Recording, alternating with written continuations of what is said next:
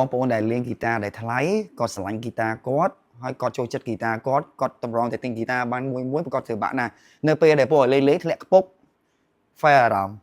មិនសប្បាយចិត្តហ្គីតាដែលធ្លាប់ស្រឡាញ់បែរជាលេងស្រឡាញ់ខ្ញុំប្រាប់វិធីមើលថែហ្គីតាអ្នកនរគ្នាការពារសុវត្ថិភាពអ្នកនរគ្នានេះគឺជា strap lock របស់ក្រុមហ៊ុន Dimazio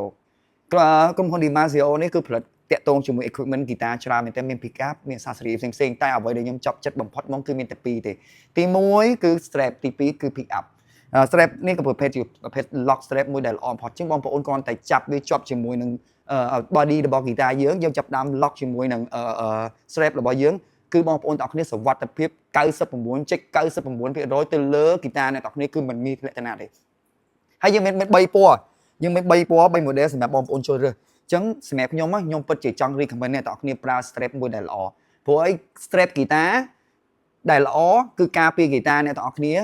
ពីគ្រោះថ្នាក់នៃការខូចនិងអាយុនៃការប្រើប្រាស់របស់វាបើសិនជាហ្គីតាអ្នកទាំងអស់គ្នាទិញក្នុងតម្លៃប្រមាណក៏ដោយ$10000ក៏ដោយបើសិនជាធ្លាក់មួយដងគុណភាពវានឹងទៅតាមនឹងតម្លៃវាក៏បាត់បង់ទៅតាមនឹងតែបើសិនវាប៉ះពាល់ចំចំណុចធ្ងន់របស់វាឬក៏ចំណុចគេហៅថាចំណុចរសើបឬចំណុចសំខាន់របស់វាដូចជា shadow ឬក៏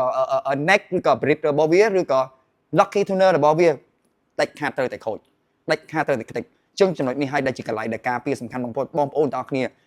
អ្នកទាំងអស់គ្នាតែងតែស្រឡាញ់ហ្គីតាទិញហ្គីតាល្អទិញអេល្អតែអ្នកទាំងអស់គ្នាតែងតែចន្លោះកន្លែងនោះមួយសូម្បីតែខ្ញុំពីមុនក៏ចឹងដែរតែខ្ញុំសូមប្រាប់ថាខ្សែហ្គីតានេះ Space Speed មួយនេះ Strap មួយនេះគឺជាសំខាន់មែនតើសម្រាប់បងប្អូនខ្ញុំទិញបានមួយខ្ញុំតាមបានថាខ្ញុំមានមួយខ្ញុំប្រើអស់រយៈពេល12ឆ្នាំហើយរហូតដល់ឥឡូវនៅតែប្រើប្រាស់វាបានល្អដដែលនៅតែរឹងមាំនៅតែការពារដដែលអញ្ចឹងមាន3 model សម្រាប់បងប្អូនយកជ្រើសរើសអញ្ចឹងកុំភ្លេចអ្នកនរគ្នាមកទទួលជាវឬក៏មកមើលផ្ទាល់ជាមួយនឹង Strap ហ្គីតារបស់ក្រុមហ៊ុន Dimazio នេះនៅ Home Music Center អរគុណជួបគ្នាក្រោយទៀតនៅ Accessory ហ្គីតាបន្តទៀត